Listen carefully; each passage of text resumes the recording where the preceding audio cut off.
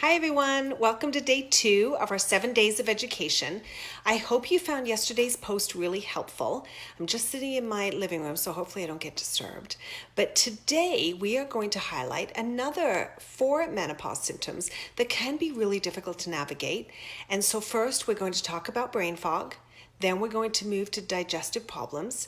We'll chat a little bit about that metallic taste in your mouth, and Katrina asked about this one. And then finally, we're going to highlight that ever elusive sleep. So, should we get started? So, forgetfulness, confusion, loss of focus, and difficulty concentrating. These are all things that many of us struggle with on a daily basis. And it really comes down to that decrease in estrogen and progesterone that can provoke cortisol levels to become erratic, and that in turn results in brain fog and slower cognitive skill function. Since estrogen is our master regulator, because it regulates our brain, it pushes it to burn glucose to make energy. And as estrogen declines, the brain does not work as hard, so energy levels in the brain decline also, and that can cause a general lack of focus and concentration. And brain fog can manifest itself in symptoms such as an actual sensation of mental fogginess or even being unorganized than normal. So you may experience sensations of confusion or fuzzy thinking. And this in turn may result in you perhaps missing a meeting or going to a different appointment when you shouldn't be, or how many times have we walked into a room and then not known why we were there? That's going to lead to also irritability and frustration. So what can you do? Well, eating the right kinds of food can really help. We can begin to lack certain nutrients as we journey through menopause, and vitamins and minerals are really important for a healthy brain function. And having a deficiency in any kind of vitamins can lead to brain fog. And we also need to be careful because artificial sweeteners do creep into our foods. Sometimes if you're doing a low-fat option, it can have that in there as well. And aspartame is one of the most widely used artificial sweeteners worldwide, and it's also one of the most controversial. And so there is a public health crisis of rising obesity, and it's been going on for years. And that's driven us to embrace the idea of trying to get sweetness without the calories. But study after study has shown that artificial sweeteners like aspartame really are doing more harm than good. And then we got our other culprit, alcohol. And there's various components in alcohol that can cause sensitivity and reactions. And so some of the list of ingredients in wine, beer, liquor, and spirits may actually be worsening your brain fog. For example, there's sulfite additives. They are used to sterilize the barrels and tanks before fermentation takes place. There's also histamines, and they can play a major role in allergic-like reactions to wine. Ethanol is found to play a role in inducing allergic reactions also, and that's due to their lack of enzyme that metabolizes ethanol in our bodies. And finally, we know most beers contain gluten, and if you're sensitive to gluten, it can really put a major impact on your brain fog. And so you'll see benefits if you can cut that out of your diet. So this is a great segue to digestive problems. And estrogen, again, it helps keep the stress hormone cortisol in check. But when the estrogen runs low, cortisol increases, and that in turn has a major impact on our digestive system. And common digestive problems include bloating, indigestion, acid reflux, constipation, diarrhea, weight gain, gas, and nausea. But like so many things with menopause, you don't have to simply endure the symptoms. Where once there was estrogen, now there are lifestyle changes. So regain your balance with phytoestrogens, because part of the problem here is that decrease in estrogen. So eating phytoestrogens that mimic what we have lost can really help relieve the problem. So where do we get these things? Well, think soy, veggies, fruits, seeds, grains, mint even, ginseng. Those are many sources, but also magnesium. This is good stuff for women, especially going through menopause. Menopause just at the very least helps relieve digestive issues like flatulence and constipation, but it has such a broad range of benefits in terms of minimizing mood swings, keeping your bones strong, supporting your immune system, regulating those heart palpitations, supporting sleep, and, well, bottom line is go get yourself some, because you really need to get that magnesium into your system. We also need to support the good gut in our good flora in our gut. There's a lot of good gut stuff that crowds out the bad stuff in our tummies, but when we lose the good guys, the bad bacteria can move in fast and really mess stuff up. So feeding your beneficial flora is going to help keep a better gut balance. And where do you get that, guys? Well, you support the good gut guys by bumping up the fermented foods like kombucha and sauerkraut, and also consider a probiotic supplement. Fiber up. Well, it seems like I say this all the time. For many years, for those of us who live in the West, we do not get enough good fiber.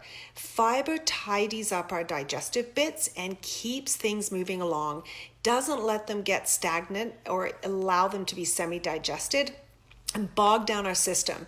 And when it gets bogged down, that's when the trouble starts. So where do we get some good high fiber foods? Well, split peas, lentils, beans, artichokes, broccoli, Brussels sprouts, raspberries and blackberries. And whole grains are really good here too, like oatmeal, brown breads, even popcorn.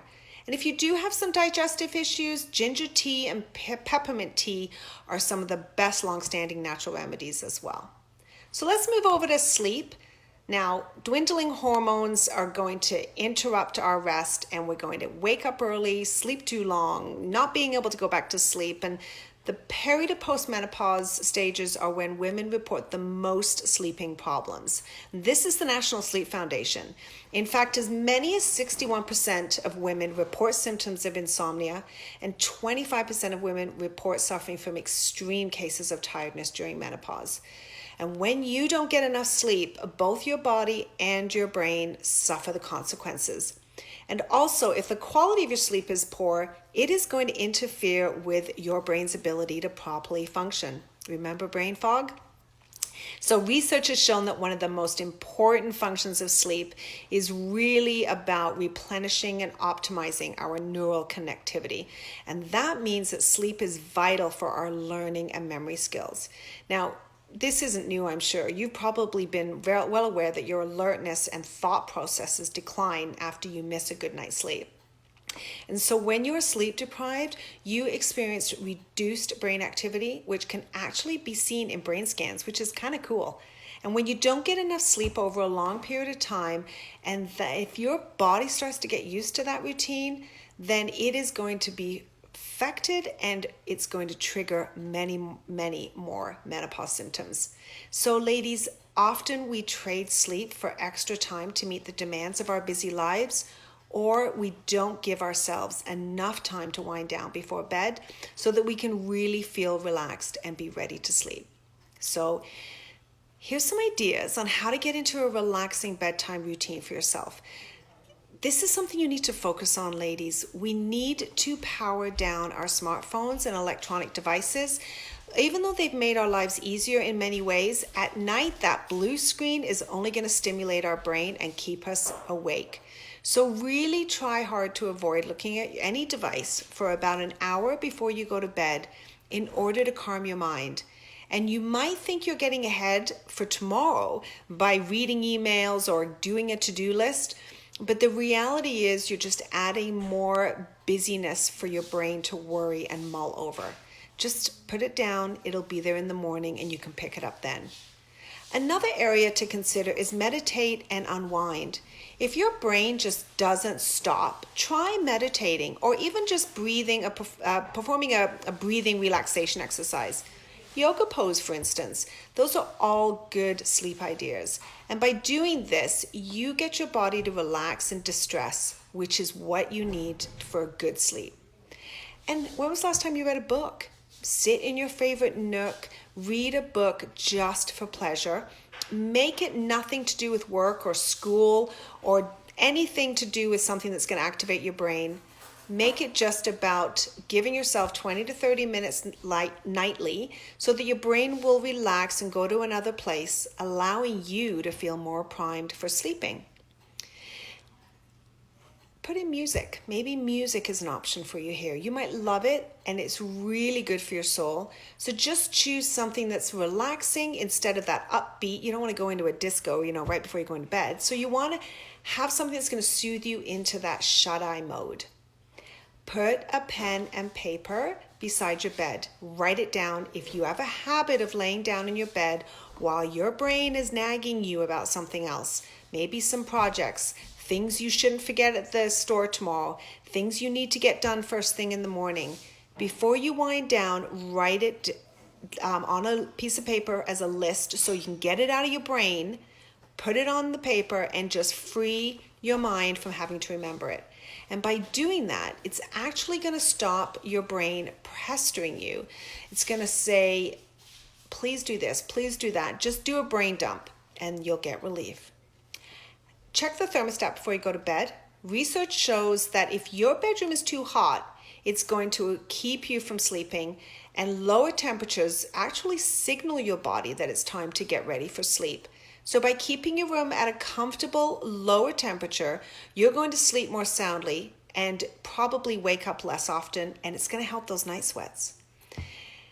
Get up. If you've been laying there after a while and you still can't sleep and you're wide-eyed and awake, get up and go into another room. Keep the lights dimmed, but do something relaxing like reading or listening to some calming music. Give it 15 minutes and then try to lay down again. I know one of the ladies in the group does a bit of yoga or does a bit of meditation. But don't forget that during the day, you need to take care of yourself by getting some movement and eating right.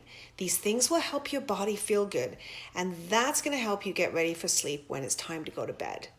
And that magnesium, I'm telling you, you got to add it in. So finally, what is going on with this metallic taste? This is what Katrina asked, and it's a good question, because there's actually a condition called burning tongue that stimulates a fiery sensation in the mouth and tongue in about 40% of women, menopausal women. I did not know this. I have had the metallic taste. It's dryness and soreness and tingling, and it's believed to be activated by a drop in estrogen. Now, that metallic taste in your mouth can actually indicate low levels of zinc. So you may want to add in a zinc citrate supplement. 15 milligrams a day will work nicely. And menopause does put tremendous strain on your whole system. So if you can find a really good multivitamin, or at least a mineral that has the right amount of zinc, that 15 milligrams, then go with that, because then you're getting a multivitamin benefit in there as well as the zinc. If it does persist, check it out with a dentist. See if there's anything else going on. Well, that wraps up day 2. I hope that information wasn't too overwhelming. Please post any comments or questions that you might have. And I look forward to sharing day 3 with you tomorrow to offer you some more.